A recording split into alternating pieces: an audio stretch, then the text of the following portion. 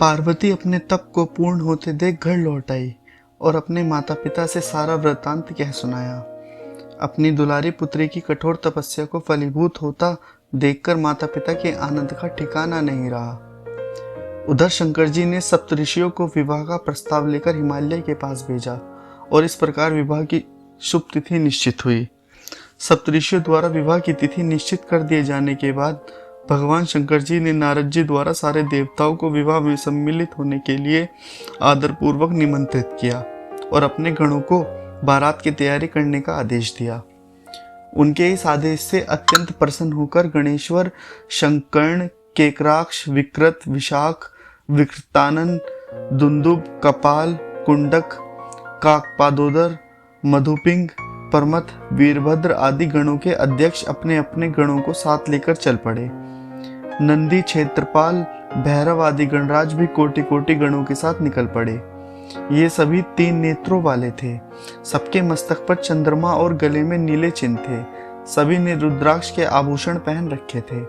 सभी के शरीर पर उत्तम भस्म पुती हुई थी। इन गणों के साथ शंकर जी के भूतों, प्रेतों, पिशाचों की सेना भी आकर सम्मिलित हो गई। इनमें डाकनी, शाकिनी, यातुधान, बेताल, ब्रह्मराक्षस आदि भी शामिल थे। इन सभी के रूप, रंग, आकार, प्रकार, चेष्टाएं, वेशभूषा, हाव भाव आदि सभी कुछ अत्यंत विचित्र थे। किसी के मुख ही नहीं था और किसी के बहुत से मुख थे। कोई बिना हाथ पैर के ही था तो कोई बहुत से हाथ पैरों वाला था। किसी के बहुत सी आंखें थी और किसी के पास एक भी आंख नहीं थी। किसी का मुख गधे की तरह, किसी का सियार की तरह, किसी का कुत्ते की तरह था। उन सब ने अपने अंगों में ताजा खून लगा रखा था। कोई अत्यंत पवित्र और कोई अत्यंत विभत्स तथा अपवित्र गणवेश धारण किए हुए था। उनके आभूषण बड़े ही डरावने थे।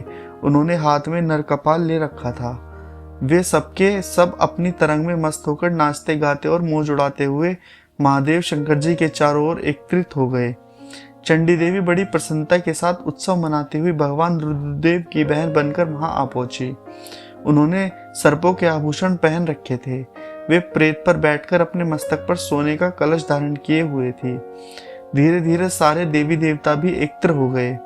उस देवमंडली के बीच में भगवान श्री विष्णु गरुड़ पर विराजमान थे। पितामह ब्रह्मा जी भी उनके पास में मूर्तिमान वेदों, शास्त्रों, पुराणों, आगमों, सनकाद, महासिद्धों, प्रजापतियों, पुत्रों तथा कई परिजनों के साथ उपस्थित थे। देवराज इंद्र भी कई आभूषण पहन अपने ऐरावत गज पर बैठे वहां पहुंचे थे। सभी प्रमुख ऋषि भी वहां आ गए थे। तुम्बुर, नारद, हाहा और हुहू आदि श्रेष्ठ गंधर्व तथा किन्नर भी शिवजी की बारात की शोभा बढ़ाने के लिए वहां पहुंच गए थे। इनके साथ ही सभी जगन माताएं, देवकन्याएं, देवियां तथा पवित्र देवांगनाएं भी वहां आ गई थी।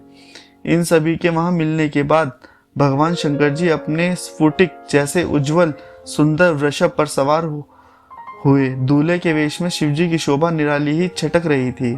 इस दिव्य और विचित्र बारात के प्रस्थान के समय डमरुओं की डमडम, शंखों के गंभीर नाद, ऋषियों महर्षियों के मंत्रोच्चार, यक्षों, किन्नरों, गंधर्वों के सरस गायन और देवांगनाओं के मनमोहक नृत्य और मंगल गीतों की गूंज से तीनों लोग परिव्याप्त हो उठे।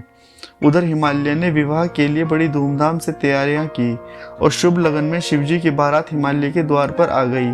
पहले तो शिवजी का विकट रूप तथा उनकी भूत प्रेतों की सेना को देखकर मैना बहुत डर गई और उन्हें अपनी कन्या का पाणी ग्रहण कराने में आनाकानी करने लगी।